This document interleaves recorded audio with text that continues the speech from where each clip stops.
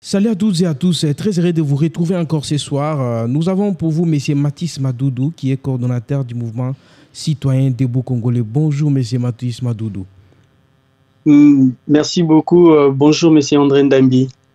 Alors, il y a quelques jours, la guerre a éclaté encore à Goma, à l'est du pays. Vous étant mouvement citoyen, comment vous réagissez par rapport à cette situation de la guerre en RDC? Mais bien sûr que comme tout Congolais, c'est de l'amertume.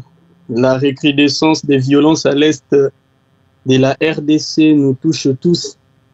Et donc, nous avons appris avec beaucoup d'émoi cette nouvelle attaque des M23 et avec son parrain ou même ses parents, le Rwanda, l'Ouganda, le Burundi et autres, et ainsi que leurs parrains internationaux.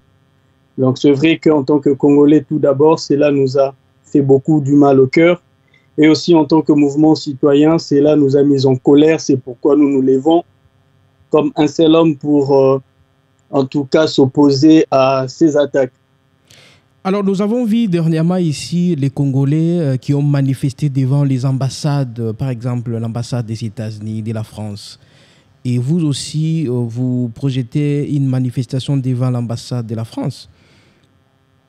Bien sûr que oui, M. André, c'est dans cet élan de solidarité avec nos frères et nos sœurs de l'Est que le collectif des mouvements citoyens est en train d'organiser comme ça de marches ou soit des activités pour manifester notre mécontentement et notre colère devant les ambassades. Oui, pourquoi? Parce que ces gens, ces pays devant les ambassades et qui nous manifestons sont les partenaires privilégiés du Rwanda qui attaque le Congolais, et aussi de ces groupes armés, notamment le M23, les ADF et autres, qui les soutiennent, qui leur fournissent des armes et des équipements pour pouvoir tuer et commettre des crimes contre l'humanité sur le sol congolais.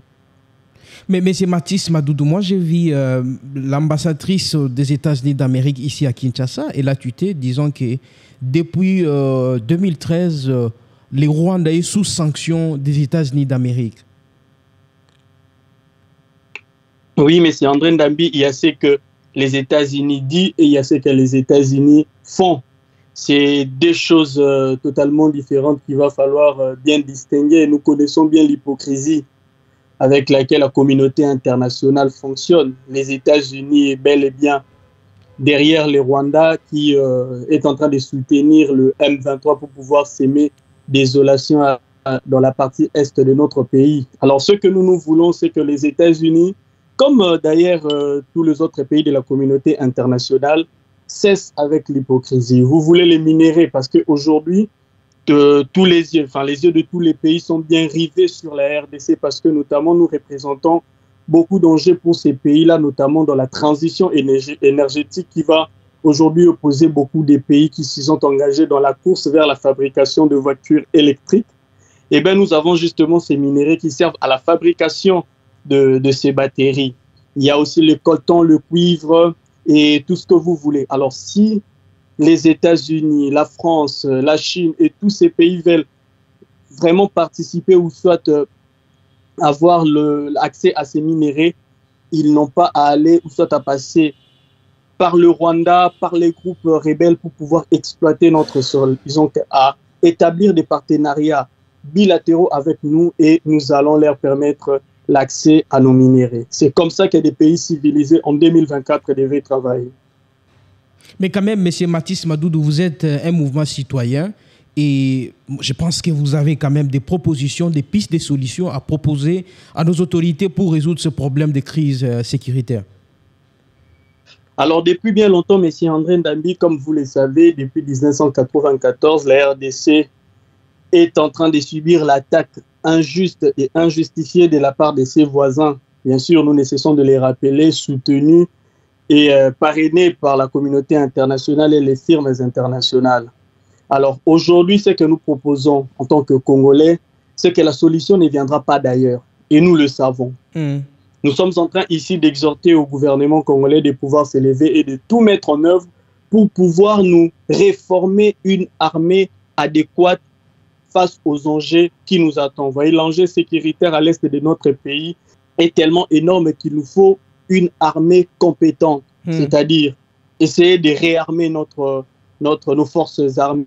Parce que vous le savez, la RDC venait de sortir de l'embargo depuis 1 an qui pesait sur lui. Alors là, il est temps que le gouvernement congolais se mobilise pour pouvoir acheter des matériels qu'il faut, la logistique qu'il faut pour fournir à notre armée les moyens de se défendre. Et aussi, j'appelle ici à tout le peuple congolais de pouvoir se mobiliser, de pouvoir s'élever, de pouvoir prêter la voix, en tout cas, à celle des milliers d'autres Congolais qui s'élèvent pour crier au génocide qui se passe à l'est de notre pays. En tout cas, c'est ce que moi, je peux en tout cas, et quand moi je parle, c'est aussi la voix de notre mouvement citoyen, c'est ça notre résolution par rapport à tout ce qui se passe.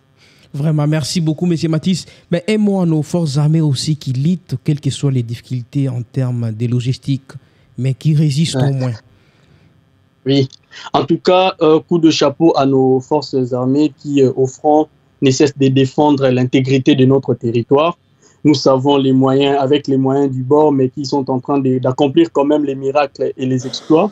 Alors, de cœur avec notre armée, avec nos soldats et nos vaillants militaires. Et nous sommes en train aussi d'appeler le gouvernement congolais à mobiliser des forces pour soutenir nos hommes en uniforme, afin qu'ils soient aptes plutôt sur les terrains à défendre valablement et convenablement le drapeau de notre pays. Et aussi, je suis en train d'appeler à un élan de solidarité nationale pour pouvoir collecter quand même des fonds qui serviront à aider les familles des militaires, les familles de nos policiers, parce qu'il y a des militaires et des policiers qui sont au front, pour pouvoir eux aussi bien survivre pendant que leurs parents, pendant que leurs maris sont en train de combattre pour l'intérêt de la nation. Merci beaucoup, M. Matisse Madoudou, d'avoir répondu à notre invitation depuis la France, je rappelle. Merci beaucoup, vraiment. En tout cas, merci beaucoup, M. André Ndambi. Et justement, avant de finir, j'aimerais en tout cas lancer un appel à tout le peuple congolais qui nous suivent en ce moment de pouvoir participer. Demain, à 8 h, nous organisons un sit-in devant l'ambassade de France à Kinshasa. Demain, à 8 h 30, on se rencontre tous devant la station Ingène, à quelques mètres de l'ambassade de France à Kinshasa. Et à partir de là, nous allons nous diriger vers l'ambassade et devant l'ambassade de France à Kinshasa pour un sit-in et le dépôt d'un mémo contre tout ce qui s'est passé, surtout les silences complices de la France sur les génocides qui se passent à l'est de notre pays. Merci beaucoup. Nous vous remercions beaucoup et nous disons aussi, nous sensibilisons à tous nos auditeurs et téléspectateurs d'être là vraiment pour répondre à votre appel. En tout cas, merci beaucoup, M. André Ndambi. Merci beaucoup. On est ensemble.